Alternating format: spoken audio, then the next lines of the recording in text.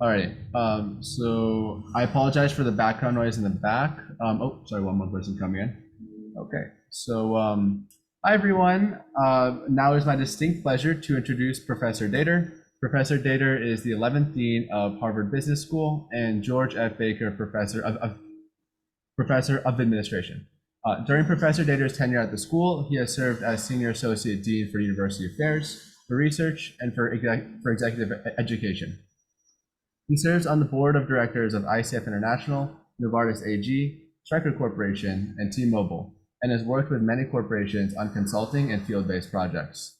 Before joining the HBS faculty, he held appointments at both Carnegie Mellon University and Stanford University, where he received the George Leland Bach Award for Excellence in the Classroom and the Distinguished Teaching Award, respectively. Now it's truly my honor to welcome our guest, Professor Datar. Thank you, and the floor is yours.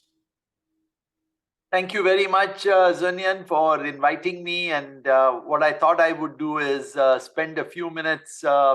You've already done a wonderful job of describing my background, but I grew up in India, came to Stanford to do my PhD, and then, as you said, held different academic appointments before becoming Dean of the Business School on January 1st, 2021. So this is 2.5 years into my deanship now. And you know, what I did when I became dean was went on a listening tour, spoke to about 1,000 individuals, every one of the 320 faculty we have one-on-one, to try to understand what the most important issues were on their mind that we should be thinking about as we thought about the future of the school. And from it emerged, I know, Zunian, you're interested in data science, so I actually did this digitally.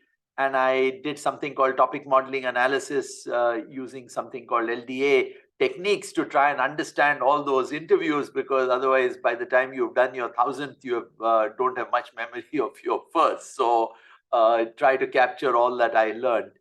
And from it emerged two big themes that, and this is well before generative AI shows up in November of 2022, but we could see some of these trends occurring earlier, that technology was having a very big impact on the world, and not just in technology companies, but across all companies, all organizations, for-profit, not-for-profit, education, healthcare, didn't matter where you were looking, but the role that technology was playing was increasing dramatically and exponentially. And that second, business and society, there were a number of very important questions that were emerging based on what role and interaction business has with society. So we launched, to accelerate research, we launched two new institutes. The first, which we called D Cubed.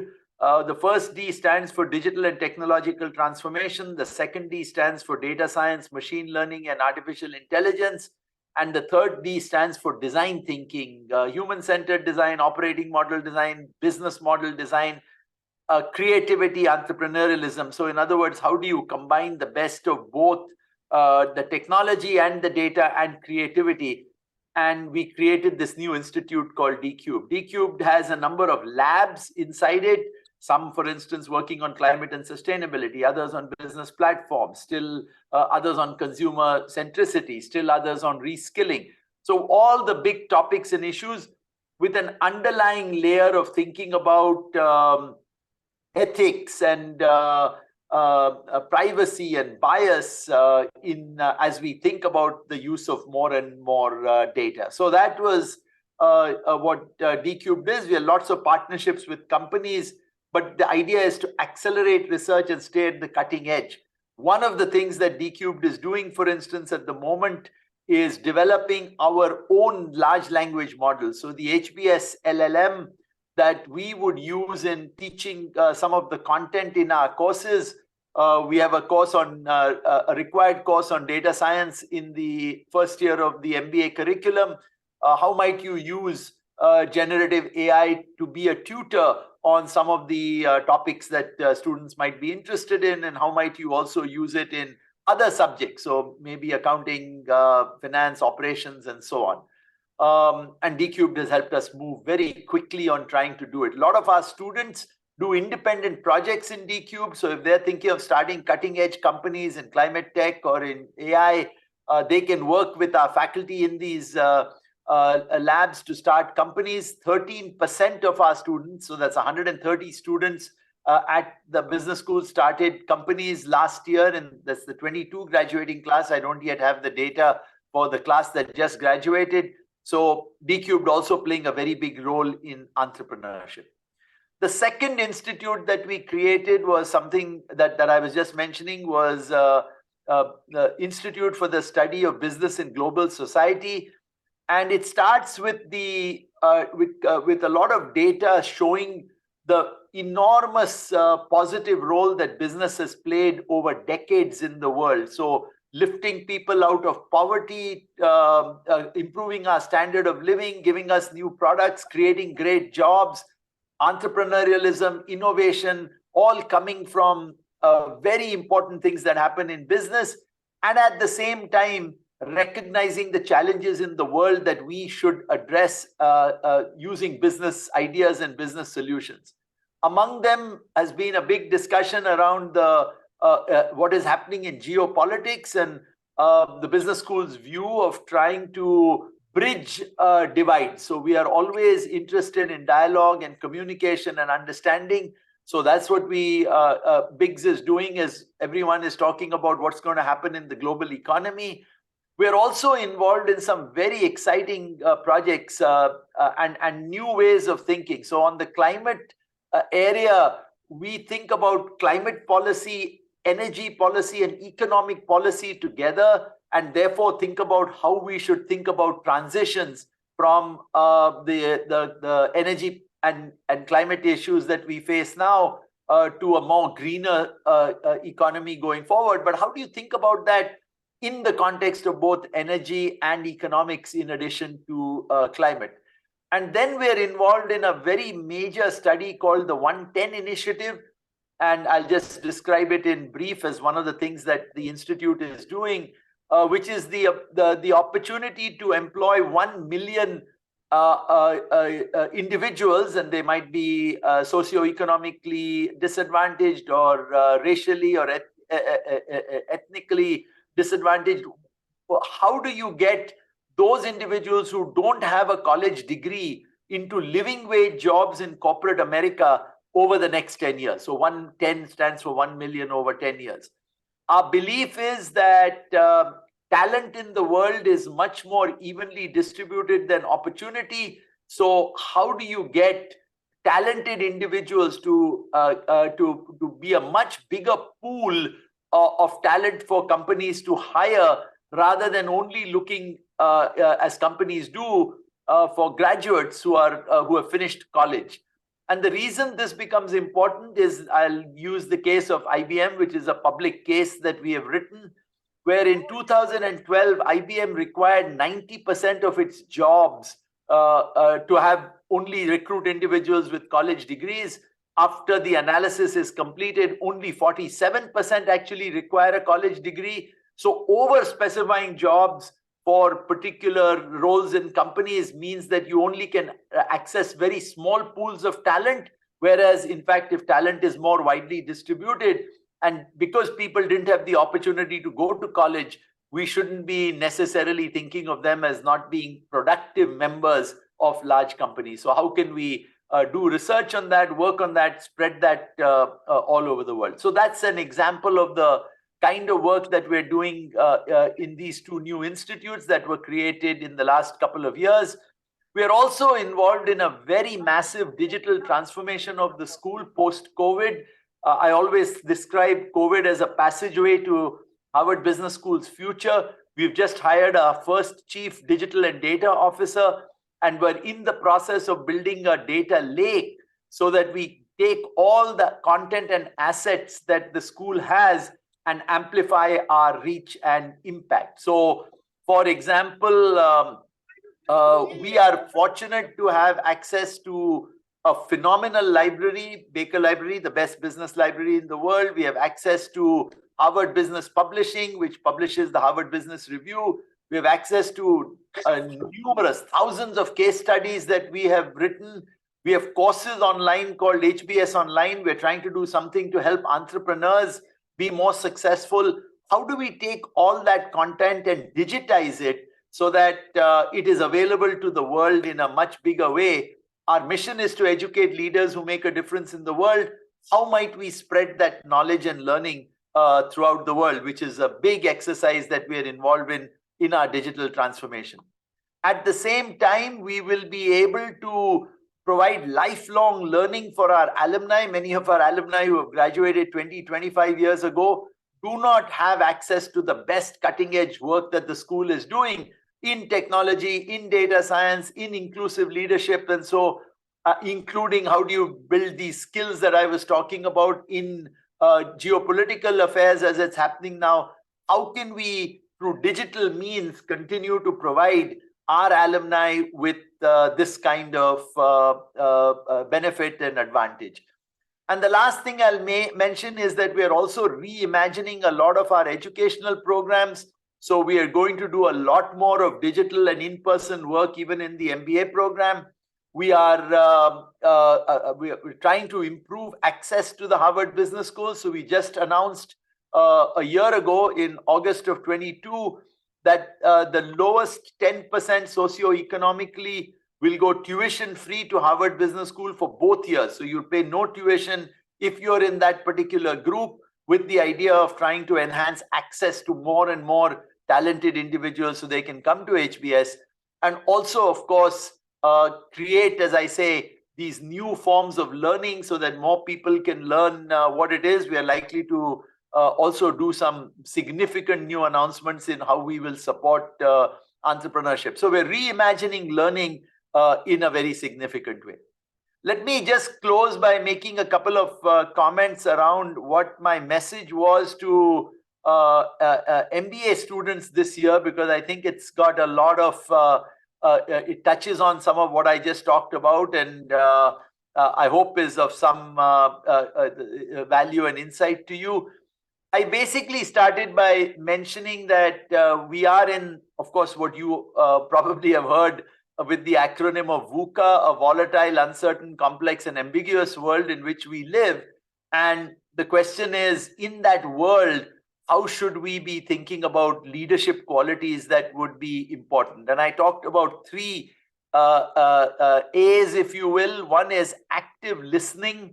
Active listening means listening generously, listening to views different from your own, keeping an open mind, absorbing multiple points of view. And I quoted the English philosopher John Stuart Mill, who famously said, "He who knows only his own side of the case knows little of that." So if you're only focused in listening to what you believe in, you won't understand very much of even what your own side of the case is. And I argued that in a world that feels increasingly divisive and divided, how do you have robust dialogue across differences? Because if you're going to learn, you want to learn from every person that you can encounter, particularly those who have different views than yours, so that you can make higher quality decisions. Because if you're only listening to one point of view, you're likely to miss important insights that a different point of view might provide. The second behavior trait is what I called and thinking. So A and D, the power of and. Very often we think of choices as either or, A or B. Does a CEO prioritize employer needs or shareholder returns? Does a manager rely on empowerment or control? And what and thinking urges leaders to do is think innovatively and creatively about ways to support both employees and shareholders, and design controls that encourage empowerment and not quickly go to one corner or the other. So again, coming from the idea that the best decisions often integrate, reframe, or combine ideas in ways that you may not have thought about before. And if you cultivate this mindset, you have the opportunities to spot very large new ideas and new opportunities. And then I just argued that and thinking does not mean that you don't think critically. You will have to inevitably have to do that, but it's much better to initially think more expansively, more openly, more innovatively to integrate opposing viewpoints before making a choice. And my third A was that once you've listened to different points of view, you must have the courage to act. So acting courageously. You can always wait to get more information, more research, and be paralyzed by the uncertainty and ambiguity. But leaders rarely have this luxury. They have to, in the end, act and act decisively. So we do this all the time. And, I quoted a rule that Jeff Bezos often talks about, and he calls it the 70% rule, that it might seem wise for leaders to wait until they are 90% certain when making a decision, but that often means that you're waiting too long and acting too slowly. So Bezos argues that leaders must become comfortable acting courageously even when they're only 70% certain of a particular decision. And I just then pointed out finally that acting boldly and courageously is rarely easy because you have to become comfortable with loss aversion. We tend not to want to take decisions because we feel the pain of loss more acutely than the joy of success. You've got to be willing to be able to cope with failure when it happens. You have to think about the organization ahead of yourself, and you got to take ideas and make it bigger and bolder, not smaller, because it feels that it is easier to implement. So those were the quick thoughts I had about what we are doing and what I think are important leadership qualities. So maybe I'll pause there and leave the last 10 minutes or so, Zunyan, to you and your colleagues to ask me questions. Thank you. Thank you so much, Professor Datar, for the wonderful talk. Does anyone here have a question? Yes.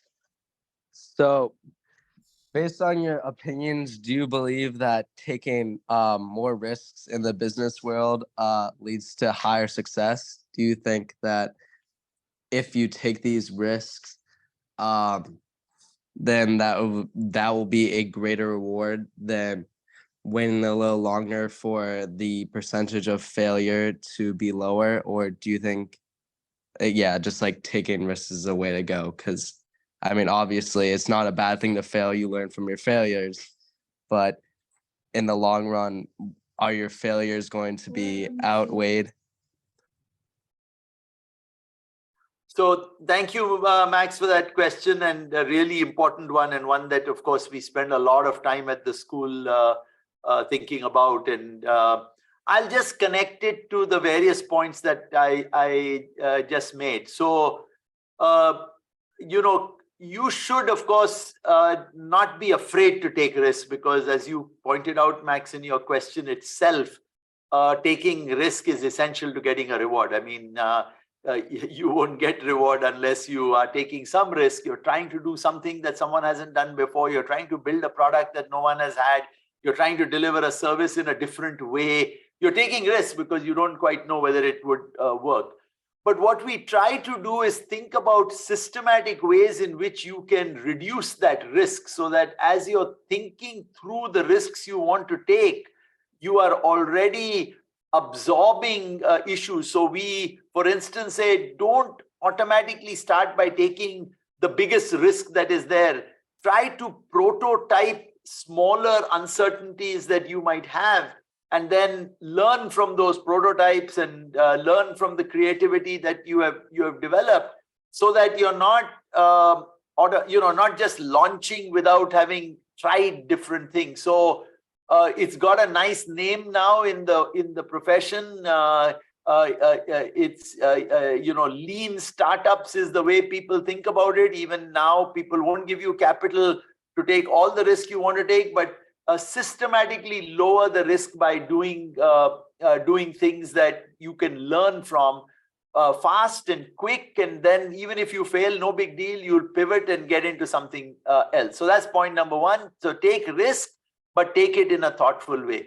And second is exactly the point you made, which is when you take risk, remember that if you fail, not a big deal, provided you are learning. And if you're learning and pivoting, if you are learning and able to stay resilient and think about what the next risk is that you would want to take, you're far better off than not taking any risk. But of course, I would never suggest that you should take risk in an unfettered fashion. And much of what we do when we think about entrepreneurship and when we teach it at the school is about how do you take calculated risks in small doses, learn about the market, learn about product market fit, learn about implementation issues, learn about challenges, so that you're taking risk in a more thoughtful, measured way.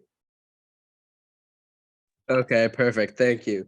So in like more of a stock market sense, just to dummy it down, like if it's your first time, don't end up like let's say you have $1,000, don't put all $1,000 in a risky investment, kind of like start off with something small and then you could build up your knowledge from there and then put in a riskier investment later on as you build your capital. Correct. Or even if you want to take a very risky one, don't put all of it at one time. Even if you thought it's worthwhile, see what you can do, learn, invest. So obviously, we will always talk about diversified portfolios at the school. If you have already, you will study what is called systematic and unsystematic risk. And there's risk that is not paid for in the market. There's risk that you get reward for in the market. So how might you think through all those issues? But it's in the same spirit that you mentioned, Max. Okay, perfect. Thank you. Yeah, I was just reading for summer reading. I've been reading this book, Naked Economics. You probably have heard of it. It's a pretty popular book, yeah. And they're kind of talking about they're diversifying and just like risky reward, that kind of stuff too. So it got me interested. That's kind of when I joined Zoom today. Great. Good luck with it. I know, Maxwell, did you have a question? You had your hand up at one point. Yeah, I do. I did have one question. So like the majority of your talk, you were mentioning like obviously the technological aspect of business today. I was wondering if you could just speak about like, let's say this is the past decade, what has technology changed almost entirely in business? And most importantly, what do you think technology, could be artificial intelligence or any technology, can't change in business? So the thing that has changed, another great question, the thing that has changed a lot in business is precisely because of computing power and artificial intelligence. And this is even before generative AI. As I said, we are building our own large language model at the school at the moment because we think it's got tremendous potential to provide tutoring to our students who might have very differential learnings when they come in on topic like data science or finance or whatever. So that by far, it seems to me is, and I do believe that generative AI will be even a big game changer in it. And that's not to mention that Web 3.0 might not be a big changer. Quantum and edge computing might become a very big thing. So I think it's in that information communication space that it has a big impact on business writ large. Obviously, it'll have an impact on smaller, different technologies have impact on different businesses. I'm referring to something that will change whether you're in the cement business, steel business, consumer products, telecommunications, pharmaceuticals, healthcare, insurance, it doesn't matter, finance, you're going to be affected by these kinds of changes. The thing that will not change in my view, at least in the short run, Maxwell, is the ability for business to do things when they combine the technology factor and the human factor. So for a while, the human factor was the most important thing that people cared about, and people was your most important asset. It is still a very important asset, but technology is coming up now to be a very important asset as well. I think if a company relies too heavily on technology and forgets about the human element, it's a problem. If it relies too heavily on human element without technology, it's a problem. So the best companies, in my view, will combine the human side and the technology side. And when I say the human side, there are two or three things that I think are important. First is the creativity, because whenever even when you look at something like Gen AI, it's looking at things in the past and making predictions. That's great and can help you. But completely new things, it will have a much harder time coming up with. And so the creativity and innovation that is necessary, I think humans will still play a very big role. And therefore, supporting your organization to be innovative and creative is one important leadership quality. And the second is just inspiring people to work well, motivate them, teamwork, all the things that we thought of as important from a leadership point of view of individuals, I think will continue to be important. And so the key question will be, how do you think about leadership in a world in which technology is playing as big a role? Great. Thank you so much. Owen, I see your hand up.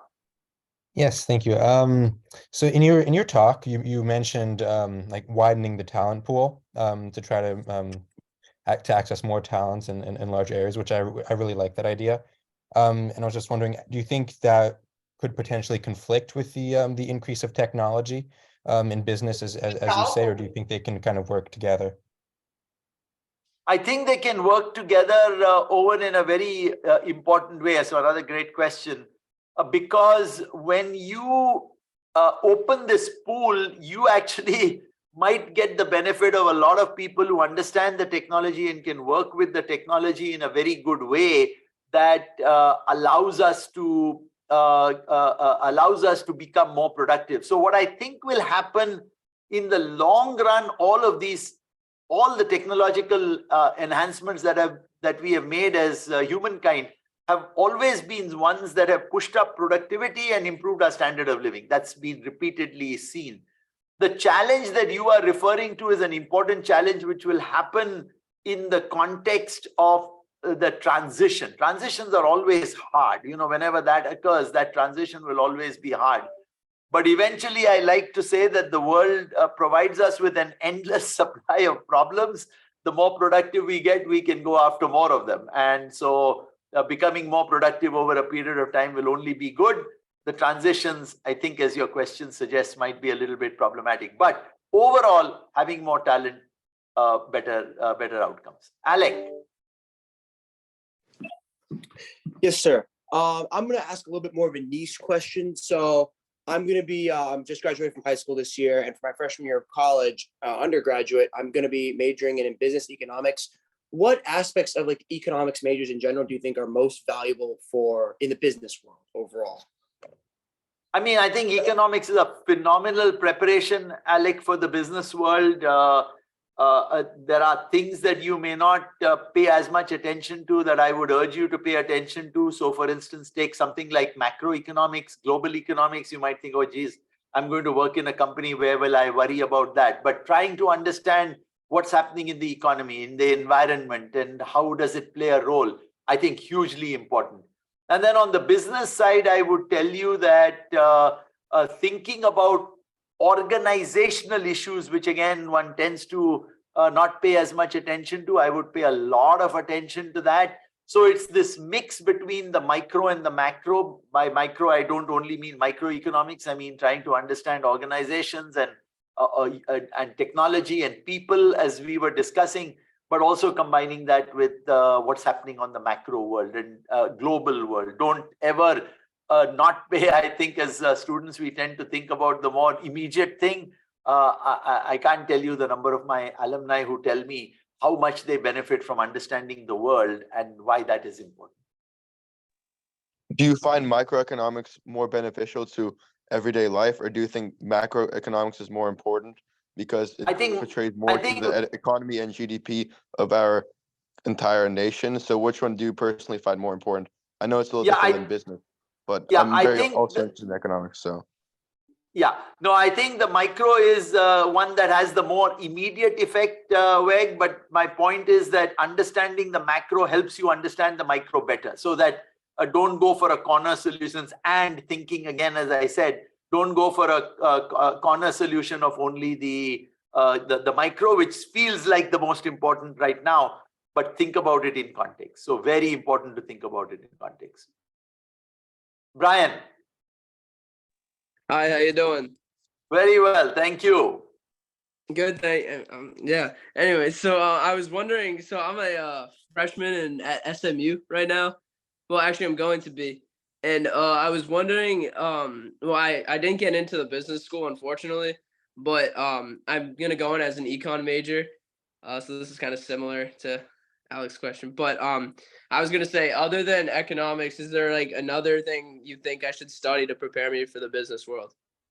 Oh, for sure, I would tell you data science, Brian, without any doubt. As I just described, it's having a big impact, and so do it. Number one. Number two, I would tell you that you might be better off focusing much more on economics. Doesn't mean you won't take a couple courses on capital markets, finance. Much better to come to business school after you have understood economics, understood data science a little better, got some work experience, and then come. So I would not, I would have, if you had asked me this question earlier, I might have discouraged you from going to business school as an undergrad. Okay, so data science, perfect. Thank you so much. Appreciate it. Welcome, welcome. Max, your hand is back up, and then we would probably close in a couple more minutes. But go ahead. Okay, so I wanted to ask this after we're talking about AI, and again, kind of drawing back to my risk reward point. Do you think that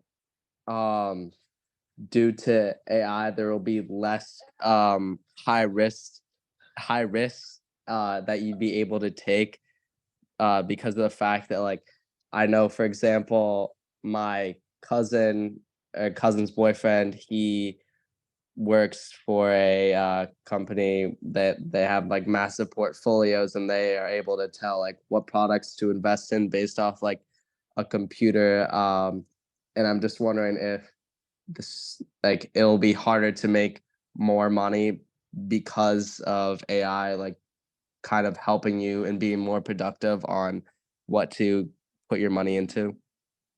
Yeah, I think it's another great question, and I believe the answer to that will be yes. So in the particular example that you described, the answer will be yes, because inefficiencies, which always was a very easy way to make more money, might become more difficult. So one easy way was that you had information, I didn't have information, you had access to certain ways of thinking about it, I didn't have it. So you could take advantage of your superior information to take advantage of my lack of information.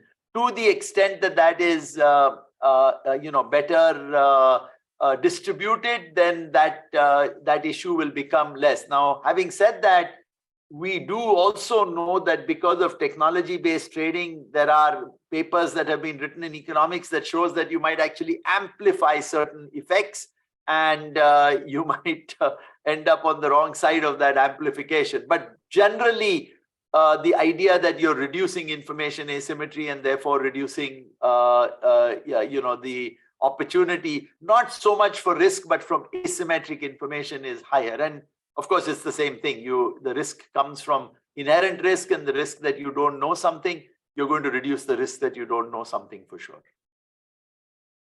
So will this lead to a higher poor class due to the digital divide and people not being able to access technology and AI?